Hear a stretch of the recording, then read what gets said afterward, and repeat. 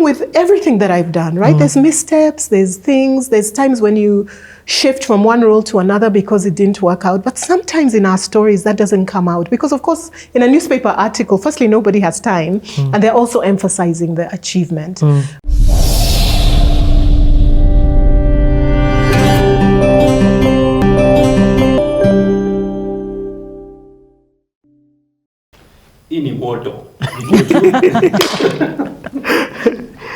You never truly know people until you take the time out to get to know people. This is the leadership masterclass. Trust me, if you're catching us here, go back and watch from episode 1. Gems on gems on gems. There's so much. Dr. Laila Macharia is dropping it like it's hot, like sharing so much wisdom, experience, insights, knowledge that's going to help us on our journey to becoming leaders. Leadership is not for everybody. I heard you say that in the beginning. And even just now off camera, when I've asked you, leadership is not for everybody, be like, oh my God, it's not. Just as a quick nugget before we continue in the story, why do you say it's not for everybody? I think what is happening now, if you go on LinkedIn or online, everybody is saying they're a leader or wants to be a leader. But real leadership is about very tough trade-offs. It's about making a decision when all the information hasn't come in. It's about taking the blame regardless of what happens. It could be the economy, it could be COVID, and you're blamed.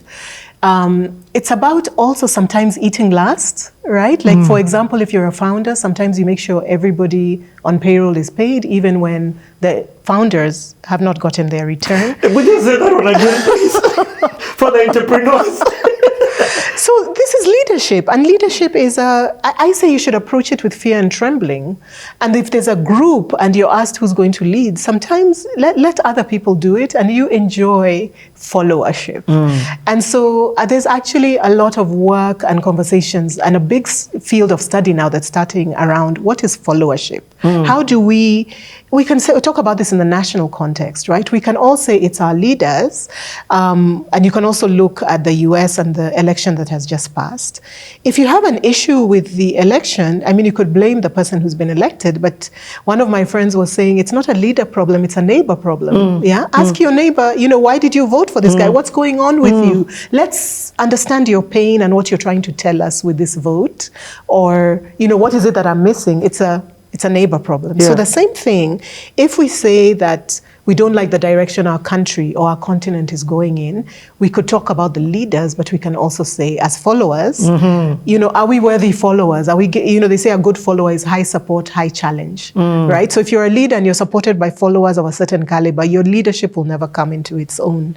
But all of this is to say that, firstly, leaders are few, followers are many. So we can't all be leading because somebody has to be following, just the same way that we can't all be entrepreneurs. Some people should be working for these businesses. Yes. Exactly. So I always say that even whether it's being on a board or it's being CEO, people see the title, sometimes they see the salaries, but they don't see the pain and the sacrifice and the ambiguity that comes into these roles and the isolation. Wow. So I think approach leadership not always as a trinket or as a trophy, but as something that is about service. You're coming to serve and you're coming to sacrifice, and think up very hard about what you need at this time in your life. It could be for another time, but it's not something to always scramble for. And it's not about flags and big cars and all of that. It's really about what are you doing for the people who have put you there to make a difference in their lives. And are leaders born? Is there something like there's a natural leader? It's in them. They already had that thing in them. I wouldn't say that. I would say there's an inclination towards some of the qualities that make good leaders, like a tolerance for ambiguity, for example, the resilience and the grit that comes with coming back after you've lost, the billion or whatever, and saying, I'm going to keep going. Some of that is innate. However, I strongly believe that leadership is cultivated over time. I think there's a discipline. I think you make mistakes and then bounce back and learn and do it better the next time. All of these mean that it's something that is a practice and a behavior. I think one of the things that does disturb me about the rhetoric about leadership right now, it's almost like we expect so much of our leaders now. There's almost an inflation. These are human beings who have insecurities just like you and I, and they're getting better every day. And you as the follower or as the recipient or the employee need to walk with them the same way that you yourself are growing into self-awareness, becoming better every day. You have to give that grace to your leaders the same way you ask for grace yourself. Wow. People think that you become a manager and somehow you know how to do it on day one. But no, we all need to give each other much more understanding about how everything is a process. In fact, some people become much better leaders when they're much older, by which time they've broken a lot of things along the way because they were learning. So I just say the first thing about a leader is to understand that they are human beings and that they have the same issues that you have. But they say that this is part of the research that has been done, that we do idealize our leaders. It's almost like we need to feel like this person can make everything okay, when really they too are trying to make decisions without a whole lot of information. So we've just put them in front to kind of make a call when we can't, which we appreciate them for that. But I think we really need to give people this understanding that it's a process, and to, even as the leader yourself, to be much more compassionate with yourself, because you're not going to be perfect from day one at all. And sometimes, sadly, a lot is riding on your decision, but you're just a person. Wow. Last one on this leadership for now, because you have so much wisdom. What is leadership gender biased? Is leadership for all in equal measure? What I mean is or is it biased that in some positions only a certain gender can thrive? Yeah. I think there's leaders. Leaders come in all shapes, sizes, genders, backgrounds. I do think that it's a combination of that kind of predilection that I talked about. Like, there could be traits you have that orient you and make you more likely to tolerate some of these pressures of leadership. But at the same time, there's the work. Are you the kind of person who learns, right? Do you have learning agility? Do you take these lessons, incorporate them, and move forward? And I think studies have shown this as well. I do believe that leaders, and again, this is shown in the data, leaders can be male or female, they're just as effective. What we do know, though, is that there is a difference in the way people respond to leaders. So we talk about the double bind. So women have extra pressure to be nice, even as they're expected to be strong. And so being likable, whereas a man can be a bit harsher and people just accept it. There's studies that have shown that employees are harsher on female bosses. They actually expect you to be motherly at the same time that they're expecting you to deliver the returns for the business, which sometimes can be a difficult balance. When you're a tougher leader as a female, sometimes you get a kind of dinged for that. But what studies are showing, though, is that over time, if people give you a chance, that they will eventually come around when they see that this person doesn't mean harm and everything. But in the beginning, there is something that is seen that is a kind of backlash until everybody settles. Yeah. I'm going to quote you. I heard you say it's never been a better time to be a woman, young, and an African. It's true. It's true. I stand by that. You stand by that. Let's continue this conversation. Yeah. So where we've left it, you have done okay in CPE, and now you've stayed in the same school, you know, where it's this whole, all those years in Loreto, to now do your from 1, from 2, from 3, from 4. What's that era like? How are you growing? Now you're in your adolescent years. What are you beginning? First of all, you had already begun to think about different solutions about why you exist in terms of what you're going to offer the world, in terms of what do you want to be. But tell me now about these 4 years. Any pivotal decisions that you do? Any experiences that you want to share? Yeah, well, at that time, so things are still quite stable at home and in the country. And that time I really come into my writing. I really come into my self-expression. I really start to write plays, start to find my artistic voice, if you want to call it that, and also my speaking voice as well. I do settle into a group of friends who are outside the school as well. So I find a network. You're still in Kilelesho at this time, or Lavington area? Yeah, we're living in Lavington at this time. Okay. Which is not far from the school. Yes. Yeah. So I'm starting to learn. Yeah, around there, exactly. So that time I do recall that. We start to do biology, we start to do physics. I didn't love chemistry, but I loved biology. And I start to open up my mind. I start to do French. So playing around with languages and seeing that I have a skill, again, in words and expression and all of that. So really enjoyed that time. And then we get to Form 4, and again, I do relatively well. Again, I'm trying to remember how they used to do it those days. Let me ask you a question, actually. So, and I'm trying to I'm going to ask it the way it is. Lavington area is a well-off place to do. So you, from the context of a Nairobian or the context of somebody maybe listening to this, they can already box you off and say, but this was somebody who was given a silver spoon. So I loved how you introduced yourself in the beginning. Where, and also I love the fact that you said it doesn't matter what side, own your story. Yes, exactly. I want to understand, and I want to paint a different, explain to me the context of growing up with understanding lack of luck. Or was there lack even in the option of it looking like this a lot? Very interesting. Yes. What a great question. The way that I tell the story, so there's a lot there that we could unpack. It's a whole other episode. Exactly. Yes. So the way I would look at this, you remember I told you in the beginning that there's no, in my view, even today, there's no old money in this country, right? So the story of our family, the way I would tell it is that my grandfather came to Nairobi with nothing in 1920. He was in the rough streets of Nairobi. He was a street kid. In fact, they have this story about how he used to sleep with a knife in his pocket. He was polishing shoes to make it, right? And then around, he started to build a life, right? He had I think an older brother or a cousin who was serving in one of the homes of the colonialists as a cook or something. So, when you come into a place, they're like migrants, right? So they come to the city and they start to create a life. They find their way. It's the same way when people go to the US or whatever, they find who they know and they start from where they can, right?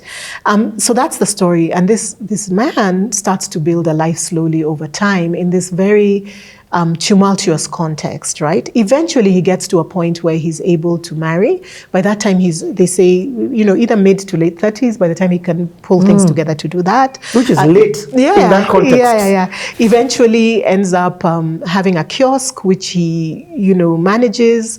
And then over time, in those days, of course, you can buy a small house. They started in Kariokor with a one room. And then over time, eventually ends up in Uhuru in a kind of 2-room home.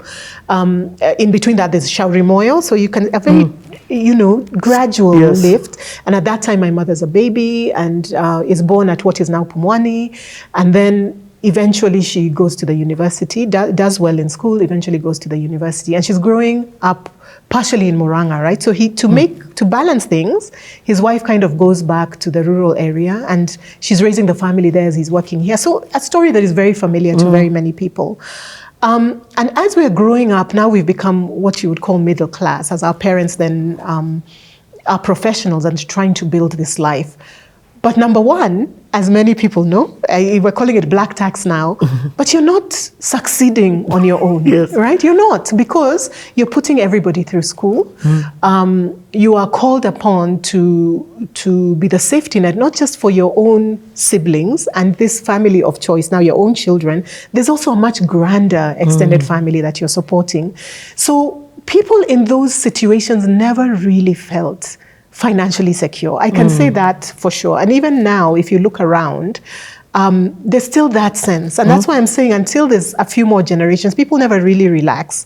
The second thing is that you're never really wealthy if the environment around you is not wealthy. So one of the things that this reflects itself in, if you go, let's say overseas, you'll notice that people put free pencils in places. You go into a bathroom, there's free sanitary pads. There's just all these free things going on. If you're from a poor country, even if you yourself are not poor, there's always this sense of, I could get that for my nanny, or I could get that for whoever. So there's always this sense that if people around you are in great need, you're never really liberated to say, now I can relax, right? So there's that dynamic as well. And then the last bit I would say about that is that in that extended family, we interacted every day with people who were coming up, right? So you yourselves are still trying to get to a place where you feel secure, but you also have somebody in your house who's, you know, as you know, has come from the rural area, is being educated, and you're trying to get them to someplace else. It can be a brother, it can be a niece, and that continues to this day, right? We're really not out of the woods, and we won't be for a long time as a culture. So this is not to, and then the last thing I would say, the other last thing, is really that it's not, I think people think that if you live in a certain neighborhood, that means that it's ease, right? And one of the things that I think will come out in my story and many others that you talk about is that there's the story on the top, right? And the idea, like for example, there's, as you notice, there's some media coverage around me, right? And some of the things I do. But usually it's an announcement, oh, now she's been appointed to the board of this, or she's accomplished this, but they haven't told you, oh, take Stanford, for example. So it's true. The story is true. I do have a doctorate from Stanford in law. That's true. That's the fact. Yes. The story is that I went there once, couldn't raise the fees, was told, step aside. I had to go away and then come back and try later when I had raised the money. Wow. That doesn't come out in the headline, right? Yes. It's the same thing with everything that I've done, right? There's missteps, there's things, there's times when you shift from one role to another because it didn't work out. But sometimes in our stories, that doesn't come out. Because of course, in a newspaper article, firstly, nobody has time. And they're also emphasizing the achievement. But I think this story of explaining to people the journeys, to encourage them and tell them that one step forward, two steps back is normal. And not to always believe people's press releases, and to try and get at the nuance of how people got there, and also the trade-offs. Everything you do is because you said no to something else. Right? There's usually a price to pay. And trying to understand that side of things can help us all be a bit more gentle on ourselves, and especially give ourselves enough time to get where we are going. Wow. Yeah.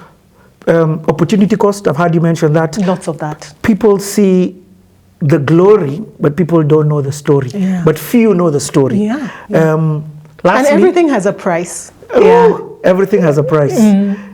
You never truly know people until you take the time out to get to know people. In this country or in this continent or across even the world, we see people and the exterior we judge. We're already assuming, oh, okay, I saw the car she's driven in. You have no idea of the bank account. You have no idea if it was a gift. You have no idea about the context of the story behind that thing that you're seeing. Yeah. But I don't want to go and make it sound like I'm taking for granted. Indeed, yes. I had professional parents. They were together, they loved me, they supported me in education, they set a very high standard for all of us. That is privilege, and I'm very grateful for that and proud of it. Yes. I think when I say people shouldn't apologize for their backgrounds, what I don't agree with is this idea of saying because somebody's from this background, it tells me all these things about them. Take time to know people, as you say. Ooh, yeah. I love it. Yeah. Okay, continue the story. High school period, I'm hearing about you're finding yourself. And that's normal. Yeah. What happens and transition me out, or is there any pivotal thing that you want to talk about in this era? Have you decided, this is where I want to, this is my next stage? No, not yet, not yet. Yeah, so I'm still trying to understand myself. So Form 4 comes, the exam ends, and this coincides with the time when my father is then gets a new role in Somalia.